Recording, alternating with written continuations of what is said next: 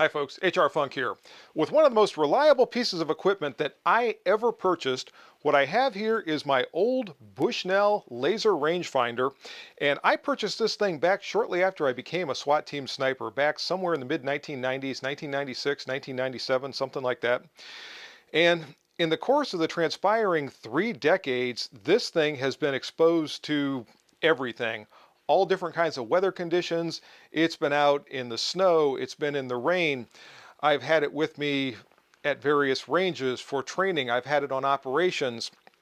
And the only thing that I have ever done to it is replace the 9-volt battery every so often, and the thing still works. In fact, I just had it outside a little while ago and I was ranging some things around my house here, and absolutely it still works just fine.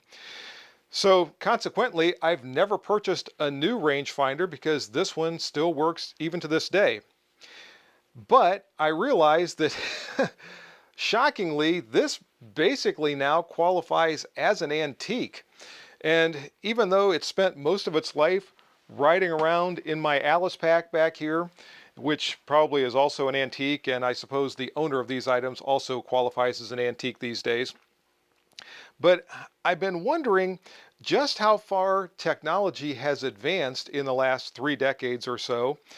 And I thought maybe I should look into something new and see just what kind of performance I can get these days. And as reliable as this rangefinder has been, there are some things that are shortcomings by today's standards, beginning with just the overall size and weight. Beyond that, there is no lighted display. So consequently, what I would have to do if I was out in low light conditions, now normally if I was set up in low light, I was looking into a lighted environment, otherwise I wouldn't be able to see anything. So I would be able to use the rangefinder and look into that lighted environment and get a range to something or someone that might be in that environment. Now sometimes maybe all I could see was just the reticle inside this rangefinder and I couldn't actually see the display. So I would have to get my range and then look at another light source somewhere to be able to see what the actual range was to my target. Obviously that's not ideal, but that's the kind of thing snipers do to be able to get by, especially when they have to purchase their own equipment. The overall range capabilities of this optic are also less than optimal by today's standards. This is rated at 400 yards, but on reflective targets, it will range up to 999 yards. There are only 3 digits in the display, so it won't range any farther than that, or at least you can't read the range any farther than that. But typically, I was only able to get ranges like that when I was out at night and I was looking at something that was very, very reflective, almost like a mirror or a polished piece of metal or something like that that was very reflective. Typically out in daylight conditions, 400 yards was about it. Now for most of my operations, I was set up closer than 400 yards, considerably closer. I think the longest that I ever set up with or set up for in an actual operation was about 200 yards, which by the way was one of the times that I was using this to look into the lighted environment when I was in the dark and all that kind of thing. But there were times when I was training or using this for other applications, either out target shooting or what have you, where sometimes I would have to do things like walk halfway between my target and my firing point and then take a range both ways to be able to find out what the actual distance was and things like that. So in any case, recently I contacted the folks at Optics Planet and I asked if I might be able to get an updated rangefinder to review for all of you and be able to compare it to my old standard here. And Derek with Optics Planet was good enough to send me this Vortex Viper HD 3000.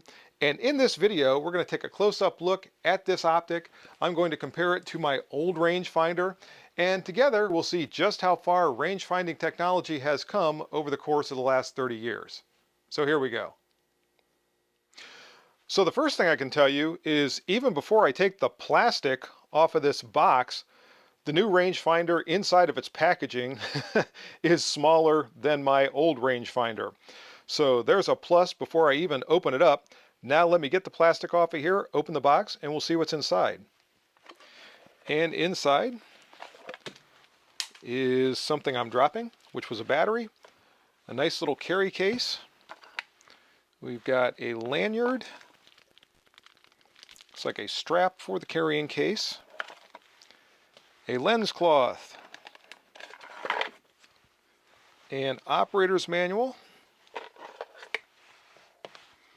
a hex wrench, and what appears to be a piece of Velcro. Let me grab that battery, and I'm going to rearrange this stuff a little bit so it's neater, and then we'll take a closer look. And hopefully that looks a little bit more tidy. What I'm going to do now is take the new rangefinder out of its carry case.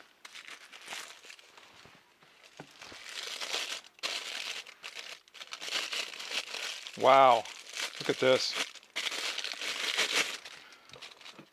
That's maybe half the size of my old rangefinder, and it has a belt clip on it, which is kind of nice. And the carrying pouch also has a belt slot sewn onto the back of it. The owner's manual features color photographs, and they appear to be high quality photographs explaining all the various features and functions. One of the things I knew about, and I'm going to like this, is the display is lighted in this new rangefinder. That's cool. I'll talk about this later on. This also has an inclinometer, I believe that's the way you pronounce it, which calculates the distance to your target, taking into account the angles at which you're shooting. What I always had to do, if the angle was enough that it was going to be a concern, was actually calculate the proper sight correction based on the angle, as opposed to my actual line of sight distance, whereas the new rangefinder does that all by itself. So that's a great feature.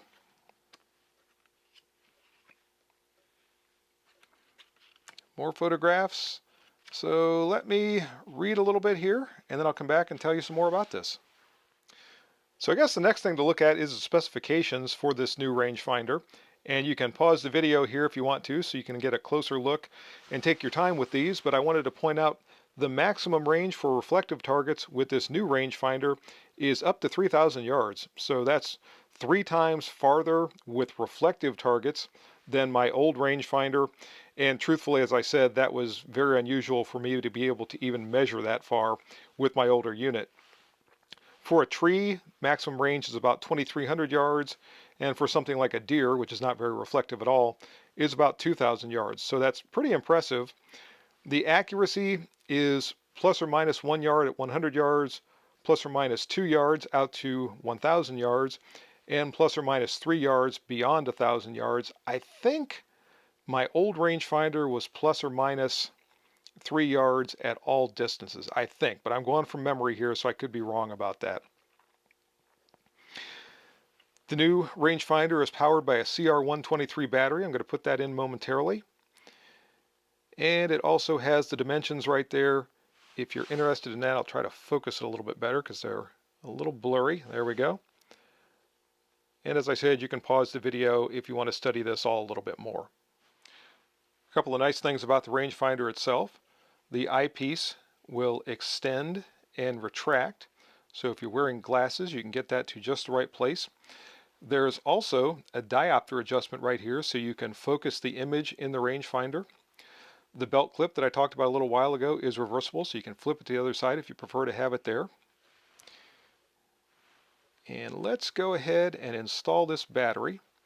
And the first thing I have to do is flip up this little piece right there and open the battery compartment. Let me take the battery out of its plastic and I'll drop it in there. When you insert the battery, you make sure the positive terminal is pointed back toward you and simply place the battery cap. This is nice. On my old rangefinder, there's a screw that holds the battery cover in place that you have to use a screwdriver to remove. So I appreciate not having to use a tool, although for some reason that's not wanting to go back in there. And as always, I'm trying to hold this in front of the camera as I'm doing it so you can see what I'm doing, but decided to cooperate there. The new Vortex 3000 comes factory set with yards as opposed to meters, but you can change it back and forth inside. Also from the factory, it is set with the HCD, which is the angle correction that I talked about a little while ago. you can also toggle that back and forth to get true line of sight distance to your target. Where that might become important is if you're trying to make a wind correction. Depending upon what the angle is to your target, if it shows significantly less distance than there is in your line of sight, the wind correction is going to be based on line of sight, not the angle correction. So you need to make sure you get both corrections proper in order to make your long range shot. And if I didn't say it before, it's possible to toggle back and forth between the HCD angle correction as well as line of sight to your target so you can get whichever measurement you need. Another nice thing with this rangefinder is the minimum range is down to 6 yards. With my old rangefinder back here, the minimum distance was 25 yards. So particularly for bow hunters or somebody that's working at very close distances, you can get precise range all the way down to 6 yards. There were times, depending on where I was set up, if I was closer than 25 yards, I was still guesstimating my range.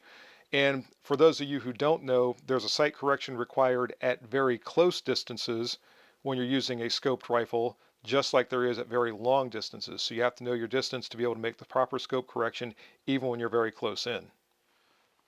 So this little lanyard that I pointed out a while ago attaches right here, and you can put the other end around a belt loop or a piece of equipment or whatever and have the rangefinder actually attached to you or another piece of gear. This one, as I said, is for the carry case, and it's a pretty nice carry case. I had a carry case with my old rangefinder. It got lost somewhere during the course of the last 3 decades, which is why it rides around in the waterproof pocket of my old Alice pack. There are 4 different ranging modes for this new Vortex Viper HD 3000. There is the normal mode, where you just point the reticle at your target and get a range. There's also a first mode, where it displays the range of the closest target. So that would be if you had a variety of things that you were looking at, it would show you the distance to the closest object. There's a last mode, which is just the opposite. It gives you the range to the farthest target, and you can see a deer there in the illustration back behind some trees. And there is the extended laser range, and this allows for ranging smaller, less reflective targets at extended distances. And again, you can toggle through all those using the menu built into the new rangefinder. Here's another interesting feature, and I'm going to have to try this to see just what I think of it.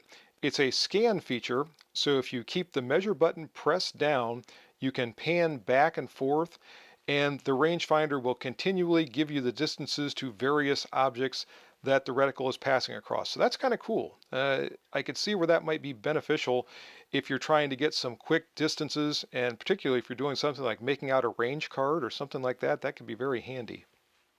There is a place on the bottom of the unit, you see right there, where you can attach this to a tripod. That's also kind of nice.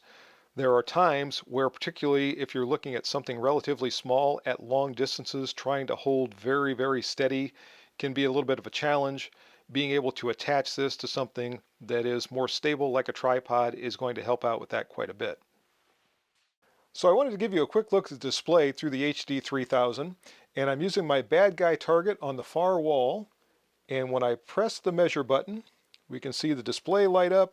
That's indicating this is normal mode. We see the reticle right there. Obviously this looks much better in person. And when I push the button again, we see the distance is 5.9 yards. So again, this looks a lot better. I'll see if I can focus the display, since we don't really need to see the target all that much. And it looks like it's not going to let me focus the display, so that's about as good as it's going to get. But in any case, that gives you an idea of exactly how this works and what it looks like when you're using it out in the field. The Vortex Viper HD 3000 laser rangefinder sells on the Optics Planet website for about $400, which oddly enough is a little less than I paid for my Bushnell rangefinder back almost 30 years ago. As I recall, this was about $450 back then, which at that time in my life, that time in my career, was a lot of money. Now, fortunately, as I said, it's lasted a long, long time.